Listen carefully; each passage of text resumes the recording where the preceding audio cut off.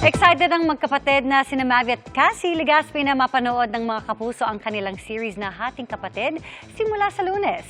Love letter daw ni Mavi ang serye para sa fans, habang si Cassie maraming first time na ibibida, lalo't proud siyang napagtagumpayan ang recent health scare. Makichika kay Nelson Canlas. Hanggang ngayon pinagdududahan mo ko? Sa kanilang pagsasama-sama sa whole family sa newest offering ng GMA Afternoon Prime. Kung gusto niyong gawin, edi sana ginawa niyo na lang. Doble effort ang ibinuhos ni na Mavi at Cassie Legaspi, lalo't kasama nila ang kanilang mga magulang na sina Carmina at Soren. Si Cassie, marami raw first time na gagawin sa series, kabilang ang pagsusuot ng swimsuit sa isang eksena.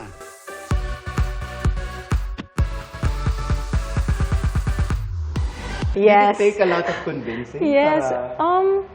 Actually, Or when you saw the script? Sige, game ako dyan. di naman natakot, but I got a bit nervous na, okay, I think this is it. And I think I want to do it also for myself, to prove to myself na alam mo, I worked so hard to get to where I am now in terms of my confidence. I think it's time to show the world where I am in terms of my confidence. Itinuturing na fitspo o fit inspiration ang pagpayat ni Cassie sa mga nagdaang buwan. Pero hindi raw ito dahil sa workout o diet lang. I just finally put myself and my health first. Nagpa-check up po ako and I found out na may hypothyroidism ako and decided it's time to take action na. Because I think I just left my hypothyroidism for a year or two and it just got worse. I got more sick. And yun nga, I think last year was my wake-up call na I think I need to get my health in check. And the more I didn't focus sa aesthetics ko, doon po ako pumayat and I actually got stronger. Physically, I got stronger. So, yun. I focused on the inner and lumabas siya. Love letter naman kung ituring ni Mavi ang kanyang pagsabak sa drama. Just this role, dito ko binuhos lahat ng gusto kong sabihin, gusto kong ipakita sa buong mundo, sa kapwa kong Pinoy na manonood hopefully ng Hating Kapatid. Ito yung love letter ko para sa kanila because lahat ng gusto nilang marinig sa akin or what they want to see from me, ito na yun. Kaya bawat eksena ginagawa ko na parang nagpo-post ako sa social media na this is my side. Nang kamustahin ko ang lagay ng puso ni Mavi at girlfriend na si Ashley Ortega, We're doing great. I mean, it's been the best and honestly, for the longest time siya yung hinahanap ko. Yung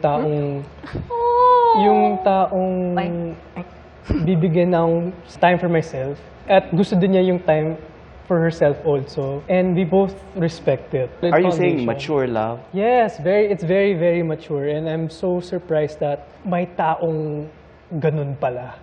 Kung saan ako natutuwa actually is, first time pa lang na bumisita siya sa family house, parang magkakapatid na sila.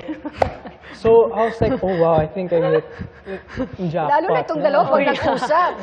ang kambal niyang si Cassie kaya, kamusta ang lagay ng puso? I'm very happy and I think I'm at a level of peace that I have never achieved yet in my life. If there are guys, yun nga, I don't reject naman. I make friends with them, but I also let them know na ito yung priorities ko. So, kayo na bahala if you want to continue making ligaw. And if you can wait or something. Like what my dad said, diba, I want to do so many things. But I'm a firm believer na if I want something, I can get it. If I want 2 things, 3 things, I will get those 3 things. So, kung kaya kong, sorry, kung kaya kong sabayan yung love life and career, then Pwede naman. kaya kong gawin. Yeah. If I want to, but I won't force it. Yes, but I will take my time. Nelson Canlas, updated sa Showbiz Happening.